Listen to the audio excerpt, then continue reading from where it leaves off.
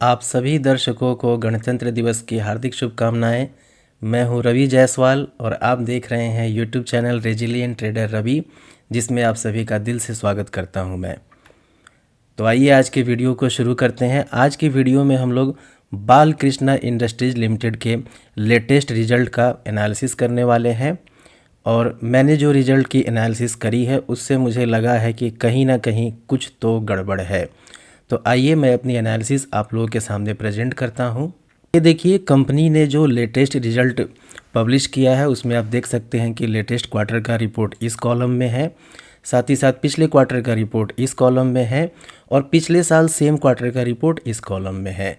ये जो बैंगनी कलर का बैकग्राउंड दिया गया है, एक इसमें क्वार्टर ऑन क्वार्टर चेंज का कॉलम है और दूसरा ईयर ऑन ईयर चेंज का कॉलम है। तो आइए सबसे पहले हम लोग इनकम की बात करते हैं, यानी कि रेवेन्यू की बात करते हैं।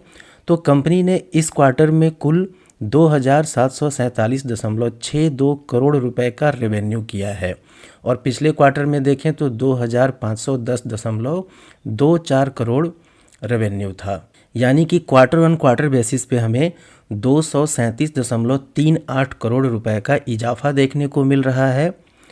उसके बाद यदि हम लोग एक्सपेंस की बात करें तो इस क्वार्टर में कंपनी ने 2147.94 करोड़ रुपए का एक्सपेंस किया है। वहीं पिछले क्वार्टर में यह आंकड़ा 2047.6 करोड़ के आसपास था, यानी कि 100.34 करोड़ रुपए का इजाफा यहाँ भी देखने को मिल रहा है।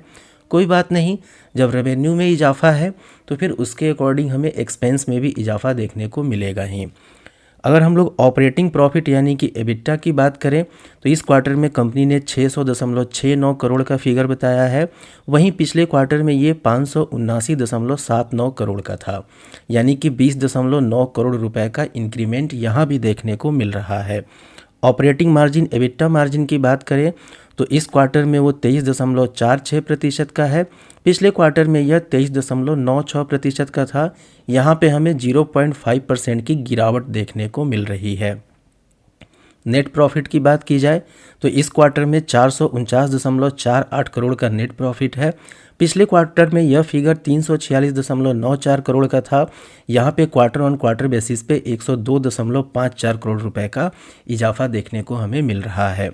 नेट प्रॉफिट मार्जिन की बात की जाए तो इस क्वार्टर में 16.36% मार्जिन है। पिछले क्वार्टर में यह 13.82% था। यहाँ पे लगभग 2.5% का इंक्रीमेंट होता हुआ हमें दिख रहा है। साथ ही साथ कंपनी का ईपीएस भी अगर हम लोग देखें तो इस क्वार्टर में 23.25 का है। पिछले क्वार्टर में 17.95 का था। ईपीएस के फ्रंट पे भी 5.30 का इजाफा होते हुए हमें देखने को मिल रहा है। तो इस रिपोर्ट को देख करके कुछ भी गड़बड़ वाली फीलिंग तो फिलहाल नज़र नहीं आ रही है। चलिए, गड़बड़ वाली फीलिंग पे हम लोग थोड़ी देर बाद आएंगे।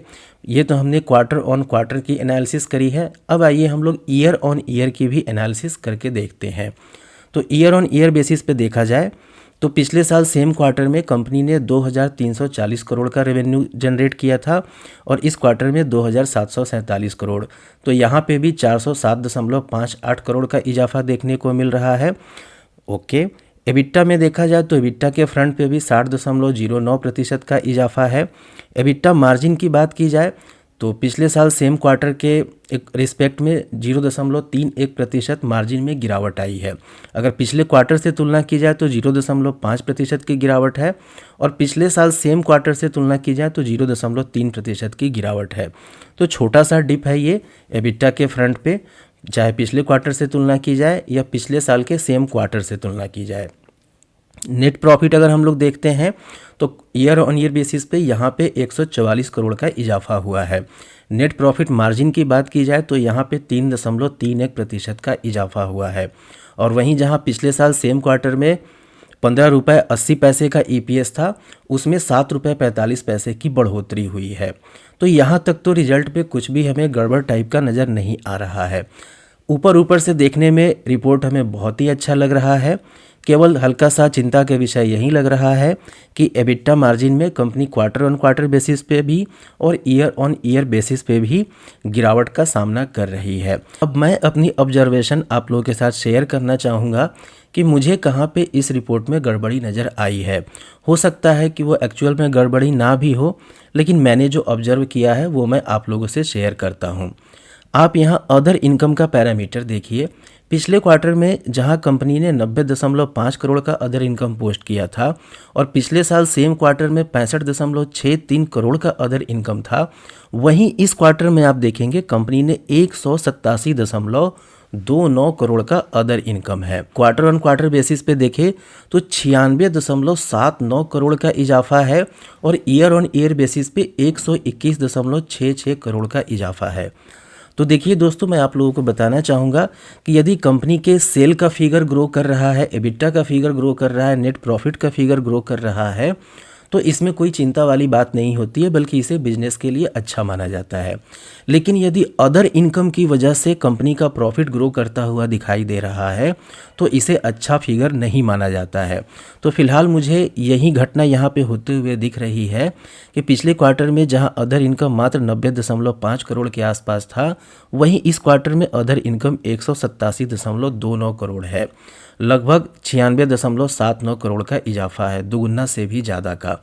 यानी कि अभी तक जो हमें एबिटा का फिगर और प्रॉफिट का फिगर दिख रहा है, यदि उसमें से ये बढ़े हुए अदर इनकम 96 करोड़ 95 करोड़ को यदि हम लोग माइनस करें तो पता चलेगा कि एबिटा मार्जिन में बहुत ज़्यादा डिप आया है और नेट प्रॉफिट मार्जिन के फ्रंट पे जो कंपनी अल्फ़ा जनरेट करते हुए नज़र आ रही है 2.54% का, ये भी डिप हो जाएगा। तो मुझे यही गड़बड़ी यहाँ पे नज़र आई है जिसे मैंने आप लोगों के साथ शेयर किया। ये तो क्वार्टरली एनालिसिस था। अब आइए हम लोग ये भी देखते हैं कि पिछले साल के 9 महीने और इस साल के 9 महीने कंपनी के लिए कैसे रहे हैं। तो आप देख सकते हैं यहाँ इस कॉलम में FY25 के लिए वित्तीय वर्ष 2024-25 के लिए क्वार्टर 1, क्वार्टर 2 और क्वार्टर 3 का डाटा है और उसके बगल वाले कॉलम में वित्तीय वर्ष 23-24 के लिए क्वार्टर 1, क्वार्टर 2, क्वार्टर 3 का डाटा है। तीनों क्वार्टर मिलाकर के 9 महीने हो जाते हैं। तो यहाँ भी हम लोग देखेंगे कंपनी का टोटल इनकम यानी कि जो रेवेन्यू है इस साल के 9 महीने में है 8133.99 करोड़ और पिछले साल था 6965.43 करोड़।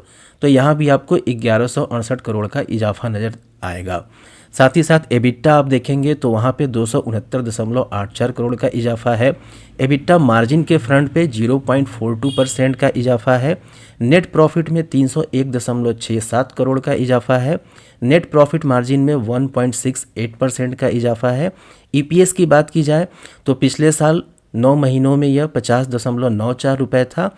इस साल के 9 महीनों में EPS 66.54 रुपये पे पहुंच गया है। 15 रुपये 60 पैसे का इंक्रीमेंट यहाँ भी हुआ है। लेकिन अगेन यहाँ भी आप देख सकते हैं कि अदर इनकम में कुछ ना कुछ यहाँ पे झोल होता हुआ नज़र आ रहा है। हो सकता है ये झोल ना भी हो, लेकिन मुझे ये थोड़ा सा गड़बड़ लग रहा है। पिछले साल 9 महीने में जहां कंपनी ने 278 करोड़ का अदर इनकम पोस्ट किया था, वहीं इस साल 9 महीने में कंपनी ने 439 करोड़ का अदर इनकम पोस्ट किया है। सीधे सीधे 160 करोड़ का इंक्रीमेंट है ये। अगर इस साल भी 9 महीने में अदर इनकम 280 करोड़ के आसपास का होता तो फिर ये डाइजेस्टेबल होता, लेकिन इतना ज़्यादा इंक्रीमेंट अदर इनकम में होना यह मुझे डाइजेस्टेबल नहीं लग रहा है। तो फिलहाल यदि हम लोग ओवरऑल कंक्लूजन की बात करें तो ऊपर से देखने में रिपोर्ट बहुत ही अच्छा लग रहा है। जब हम लोग अदर इनकम को इंस्पेक्ट करते हैं तो वहाँ पे लगता है कि ये अचानक से बढ़ गया है। इसकी वजह से जो प्रॉफिट का फिगर या मार्जिन का फिगर हमें दिख रहा है, यदि हम लोग अदर इनकम को एडजस्ट करें तो उसमें सिग्निफिकेंट गिरावट देखने को मिलेगी। तो मेरा ऐसा मानना है कि बालकृष्ण इंडस्ट्रीज़ के नंबर जो ऊपर से देखने में काफ़ी अमेजिंग लग रहे हैं वो एक्चुअल में अमेजिंग है नहीं। तो इस वजह से मेरी ये स्ट्रॉन्ग फीलिंग है कि कल जब मार्केट ओपन होगा तो इस शेयर में हमें एक गैप अप देखने को मिल सकता है, लेकिन कहीं ना कहीं वो गैप अप सस्टेन नहीं करेगी और इसमें गिरावट बाद में हमें देखने को मिलेगी। और साथ ही साथ मैं सभी दर्शकों को ये भी बताना चाहूँगा कि मैं सेबी रजिस्टर्ड रिसर्च एनालिस्ट नहीं हूँ। इस चैनल पे अभी जो भी डिस्कशन कर रहा हूँ ये सिर्फ एजुकेशनल पर्पस से है। इसे किसी भी मायने में आप लोग ट्रेडिंग या इन्वेस्टमेंट का रिकमेंडेशन नहीं समझेंगे। यदि आपको ट्रेडिंग या इन्वेस्टमेंट करना है तो उसके लिए अपने स्तर से भरपूर एनालिसिस करेंगे और आवश्यकता अनुसार किसी क्वालिफाइड फाइनेंशियल एडवाइज़र की सलाह ज़रूर लेंगे। आइए अब हम लोग टेक्निकल एनालिसिस भी देख लेते हैं थोड़ी सी। तो फिलहाल डेली टाइम फ्रेम पे जितने भी इम्पोर्टेंट मूविंग एवरेज है सभी के नीचे बालकृष्ण इंडस्ट्रीज का शेयर प्राइस कोट कर रहा है। फिलहाल अभी एक सपोर्ट जोन के पास है 2630 रुपये, इसका एक माइनर सपोर्ट जोन दिख रहा है, लेकिन मुझे लगता है कि ये सपोर्ट जोन टूट सकता है। जो next possible major support zone है वो 2480 रुपये के आसपास है। 2480 रुपये के आसपास मुझे स्ट्रॉन्ग डिमांड जोन दिख रहा है। वैसे RSI इंडिकेटर की बात करें तो RSI यहाँ पे स्मॉल बुलिश डाइवर्जेंस शो कर रहा है, जिसका इंडिकेशन ये होता है कि प्राइस में अप ट्रेंड की शुरुआत हो सकती है। खैर मार्केट में क्या होगा नहीं होगा यह तो किसी के हाथ में नहीं है, हम लोग बस अनुमान ही लगा सकते हैं। और मैंने अपना अनुमान व्यक्त कर दिया है रिपोर्ट को देखते हुए कि कल एक गैप अप देखने को मिल सकता है, लेकिन कहीं ना कहीं यह गैप अप सस्टेन नहीं करेगी, इसमें गिरावट देखने को मिलेगी। तो वीडियो में यहाँ तक बने रहने के लिए आप सभी लोगों का दिल से धन्यवाद। यदि आपको आज की वीडियो से कुछ सीखने के लिए मिला हो तो कृपया वीडियो को लाइक ज़रूर कीजिए और कमेंट में बताइए कि आप लोग किस शेयर के ऊपर एनालिसिस देखना चाहते हैं। तो आज की वीडियो में इतना ही, मिलते हैं हम लोग अगली वीडियो में। तब तक के लिए आपका समय शुभ हो। Keep learning, keep earning. जय हिंद।